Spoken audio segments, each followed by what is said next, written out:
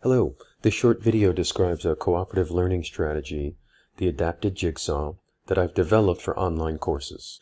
The Jigsaw strategy was developed in the early 70s by Elliot Aronson when public schools were becoming desegregated. So in an effort to overcome racial barriers in the classroom, he developed the Jigsaw strategy, which requires students to move into different combinations of groups. What I'm presenting today is an adapted version for online instruction, which requires less movement between groups.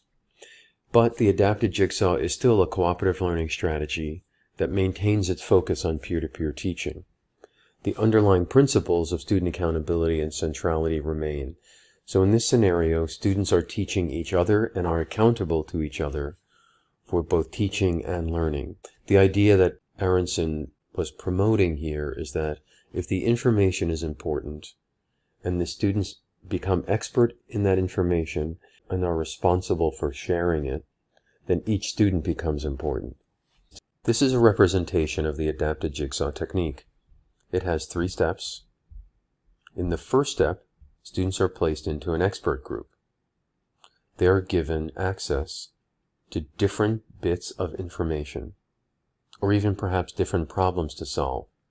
The important thing here is these bits of information should all be connected, parts of a whole. In the step 1, students in the expert group develop their expertise, and they take careful notes. Step 2, they're in the teaching group.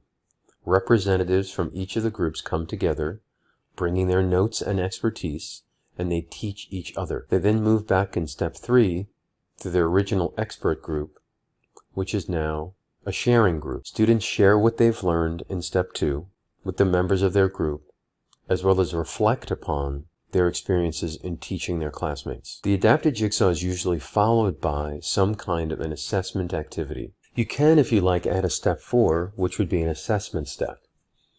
When the students are in their sharing group, they would develop an assessment of their part of the learning, of their section.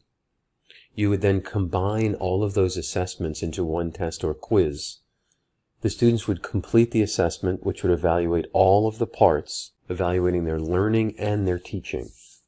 So what this does is it shifts the responsibility onto the students for their own learning. If you have any questions about the adapted jigsaw technique, please email me at d'agostino@fordham.edu. Thanks very much.